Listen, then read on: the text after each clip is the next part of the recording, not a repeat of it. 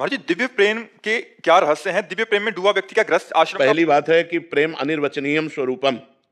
वाणी की सामर्थ्य नहीं है कि प्रेम की बात को बताया जा सके।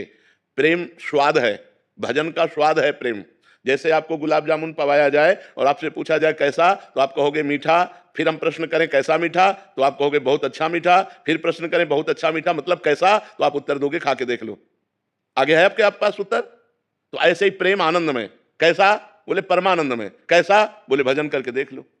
जब तक भजन नहीं करोगे तब तक प्रेम का अनुभव गम्य भजे जय संता। प्रेम अनुभव स्वरूप है। प्रेम का रहस्य यह है कि वो जाने मोरी छाती, मीरा जी कहती हैं। मेरी वाणी की सामर्थ्य नहीं कि उसका वर्णन कर सकूं। सूक्ष्मतरम अनुभव स्वरूपम प्रतिक्षण वर्धमानम, जो प्रेम का स्वरूप है, कामना रहितम, कोई कामना नहीं, और वो हृदय के अनुभव का विषय, वो वाणी का विषय नहीं है। जो निरंतर नाम जप करते हैं, भगवान की लीला कथा सुनते हैं, भगवान की सेवा करते हैं, पापाचरण का त्याग करते हैं, धीरे धीरे उनके हृदय में भगवान से प्रेम प्रकट होने लगता है। और जब प्रेम प्रकट होने लगता है तब और कछु न सुहाए, कुछ अच्छा नहीं लगता। नहीं खान पान ते भावे है, नहीं कोमल वसन सुहावे है, सब विषय लगे ते खारा है, हरि आशिक का मग्न्यारा है। नारायण हरि भजन में ये पांचों न सुहात, विषय भोग, निद्रा, हंसी, जगत प्रीति, बहुबात, ये अच्छा नहीं लगता। निरंतर भजन करते हुए रोने को मन होता है। मैं अपने प्यारे के लिए रो, कैसे प्राप्त करूं, कोई उपाय नहीं दिखाई दे रहा। हा कृष्ण हा राधा, आप कृपा करो, आप मिल जाओ। वो रात दिन फिर रोना शुरू हो जाता है। और बिन रोए किन पाइया प्रेम प्यारा मीत, जहां रोना शुरू हुआ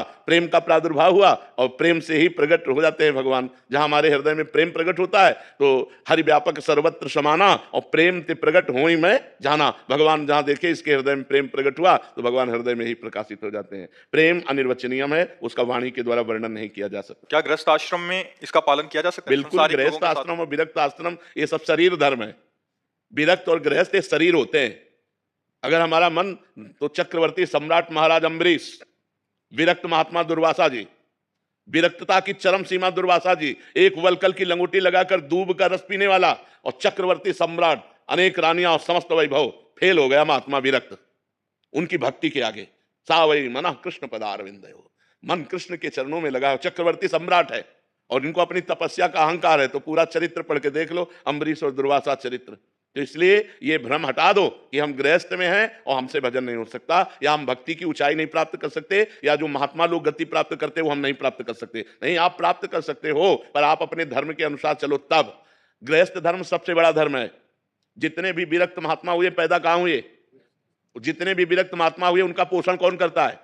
गृहस्थ आश्रम। आप वस्त्र देते हैं, आप भोजन देते हैं, आप फल देते हैं, जिनको खाकर हम भजन करते हैं, साधना करते हैं। हम पैदा हुए गृहस्थ में, हम पल रहे हैं गृहस्थों से, और हम रह रहे हैं गृहस्थों के बीच में। तो ये मत मानो कि हम गृहस्थ हैं तो हमारा जीवन मतलब वो जैसा महात्मा लोगों का जीवन है वैसा नहीं। एक महात्मा मांग करके खाता है तुम्हारे घर से, और तुम उसको खवाकर भजन करते हो, और वो तुमसे मांग के खा के भजन करता है। इसी में देख लो कौन श्रेष्ठ है।